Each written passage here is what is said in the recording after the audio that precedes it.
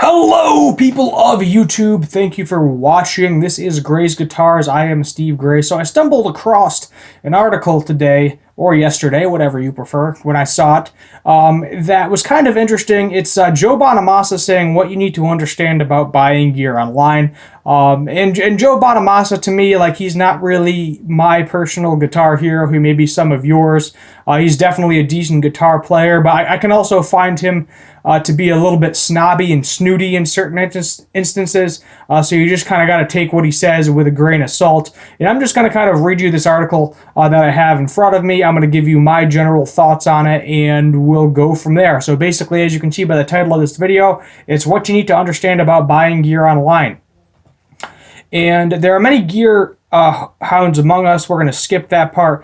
So this is what he's going to say here. He says, "This is the thing, and I understand how people sell a lot of pedals, guitars, and amps based on the Instagram 1 or 2 minute video. And that's cool, but what they don't realize is the guy who's doing the demo is really good and he sounds the same on anything." So basically what he's saying is they have an expert guitar player playing the instrument for the demo, using that pedal, using that guitar, using that amp, and he's going to generally, he or she, depending on who it is, they're going to sound the same no matter what they're playing through, because a great guitar player is going to sound good with no matter what you throw at them. They're going to sound excellent.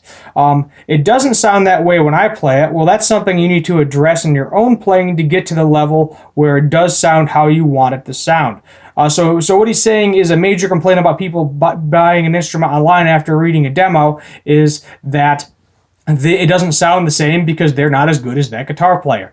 So Bonamassa, it's worth noting practices when he preaches. In particular, he recently took on to promoting independent mom and pop guitar stores on his social media. It's for why I just sat there going down memory lane, picking out guitar shops to promote, because that brick and mortar thing to me is the culture of society no matter where you are, he says.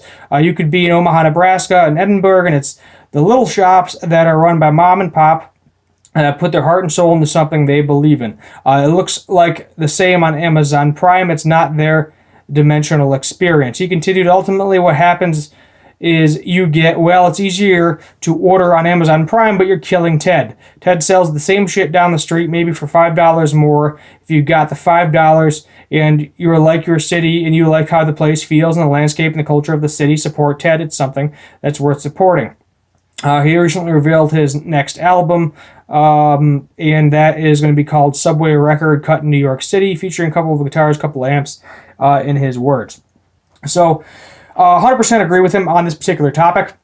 Basically what he's saying is, if you want to feel that guitar, if you want to experience that guitar, it's nice to go support your local businesses, because they're going to have a lot of, especially beginner gear. Your mom and pop shops always have plenty of beginner gear. Some of them don't dabble into the really high range, but they'll go up into the couple $1,000 market range, like mine does, my local shop.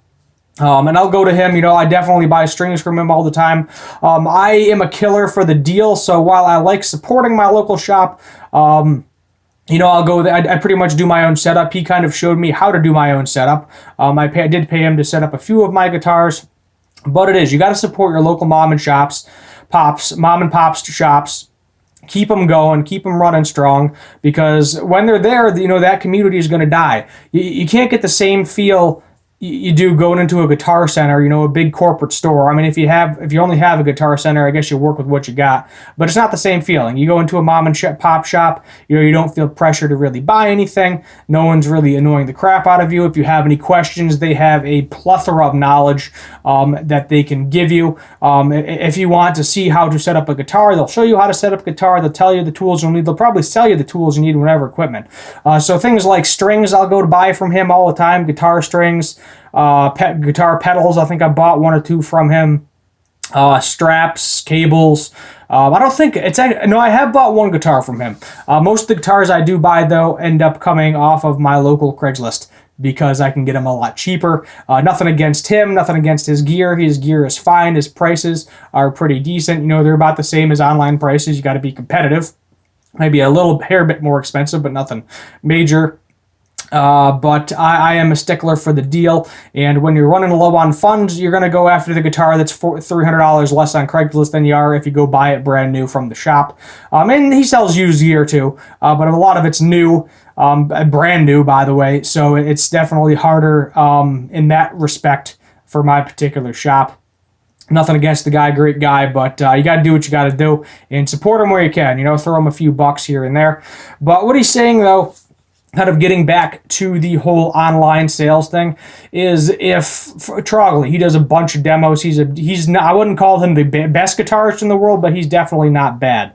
He can definitely play guitar no problem, do some cover songs fairly easily, and sound pretty decent through all his fancy recording equipment. Yeah, you're not going to sound like that. If you're a brand new beginner and you give him $5,000 for some vintage Les Paul, you're going to sound bad. I hate to tell you that. It's going to take you a while to get to that level. So you can't expect it to sound the same in the video that's on your laptop or whatever in your home. You're going to have to mess with the settings, figure out what sounds right for you, practice, practice, practice, which I have been slacking on very hard lately because I'm not in a band. Usually how I do it is if I'm in a band, all my practice picks up I'm playing every day. Not in a band, I get lazy and I pick it up when I feel like playing a cover song.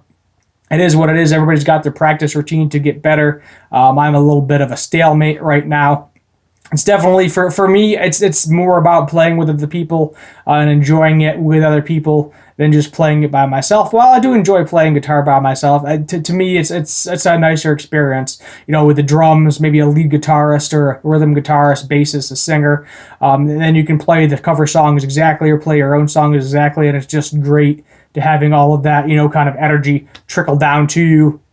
At least it is for me. So remember, practice, practice, practice. Not going to sound the same. Make sure you have a decent return policy if you don't like the instrument.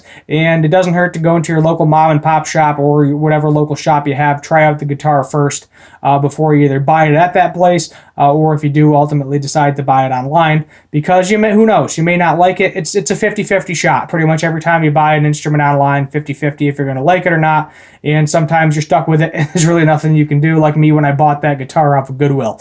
Is what it is. Thank you for watching. If you watched the full video, please hit that subscribe button, turn on that notification bell so you know when I'm making new videos. Leave a like and comment down below what you'd like me to do for future guitar and music related content. Thank you for watching, and as always, have a good one.